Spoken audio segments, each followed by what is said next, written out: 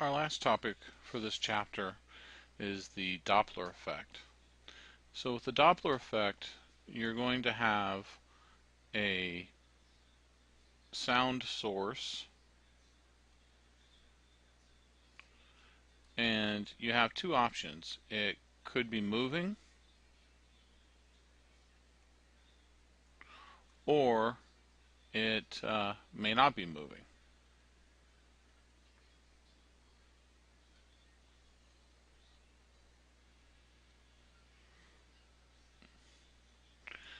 And you have the observer, and they can also be moving or can be stationary.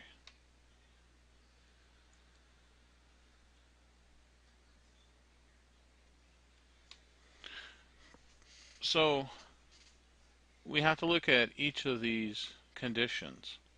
So let's take a look at a simulation.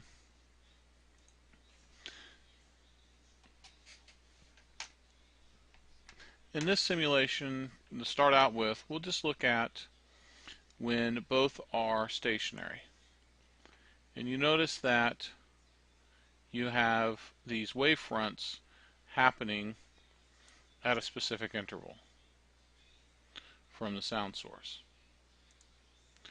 Now let's make our sound source move just a little bit.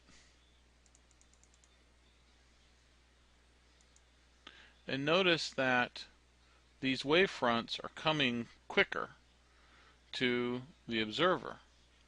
And because they're coming at a faster rate, even though the sound source is giving us only 100 hertz, our observer is going to hear that shift. It's going to hear the sound at a little bit higher frequency. And the faster that I move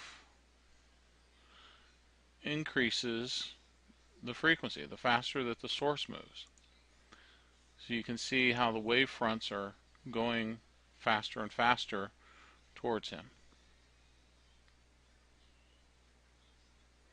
But they arrive at his location at a constant rate. It's just that it's at a higher rate. Now let's take and let's move our observer.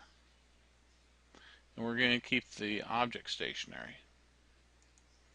So notice that here the observer is hearing a higher sound again because he's moving into the wavefronts. Even though the sound source is not moving, he's moving towards the wavefronts. And he's going to be compressing the time or the distance, and he's going to be hearing a higher frequency. Now let's take a look at both of them moving in towards each other.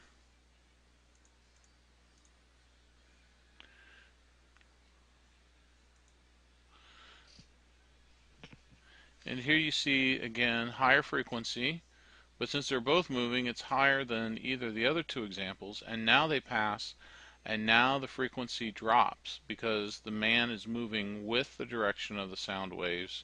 So they're going they're passing him at longer intervals. So he's going to hear a reduction in the sound frequency.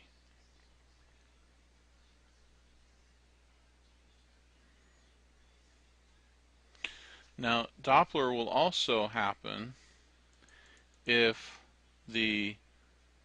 both are moving but moving at different rates. So here the sound source is going to be moving a little bit faster, and the man is going to hear a lower frequency because the sound source is moving faster. It's putting those waves further and further apart. If the man's walking a little bit faster,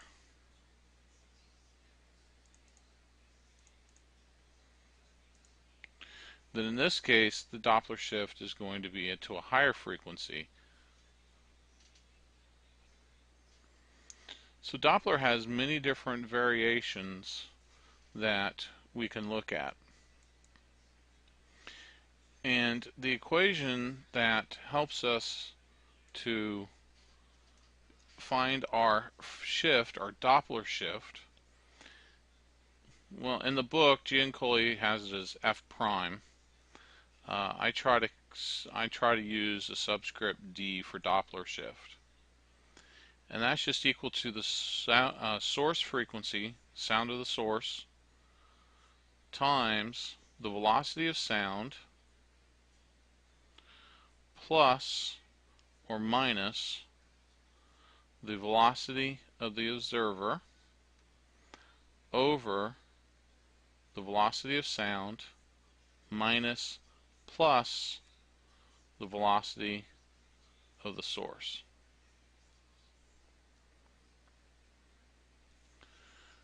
So how do I know which sign to use in the numerator or denominator? Well, here's how you can remember, or hopefully remember. Use the top signs when the distance between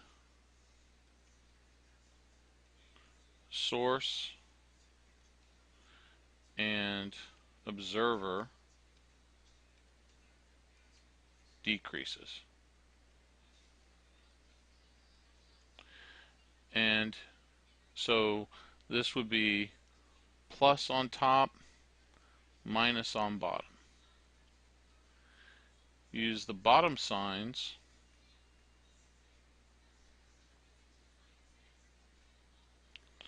when the distance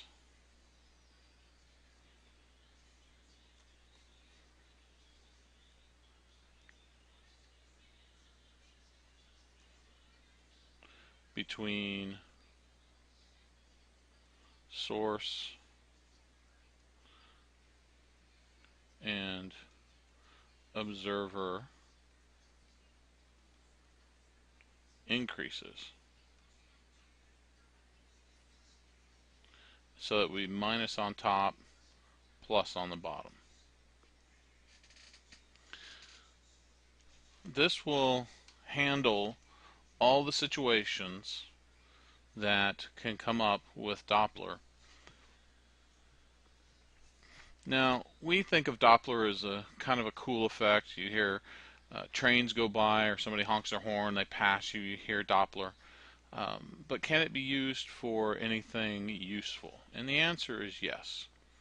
And one of the uses that they employ Doppler is in looking at the flow of blood in the heart or in veins. So this is an echocardiogram of someone's heart, and the colored areas tell the direction and magnitude of the flow. So here the blue is the blood coming or going away, and the orange is the blood coming towards you. And if we put this in motion, you can see how the Doppler shift inside the heart. Now, why would this be useful? Well, in the heart, the valves are supposed to provide a method of shutting off the blood flow as the heart pumps. So the idea being that when the heart contracts, the blood in that chamber would push against the valve and make it seal tight and would push the blood out of the heart through the other valve. In instances where people have a weakness in that valve, then the blood will get pushed back into the previous chamber. And so the Doppler will show if a person has that problem. If there is a weakness in that valve and it's opening up, the Doppler will show because it will show a movement of the blood.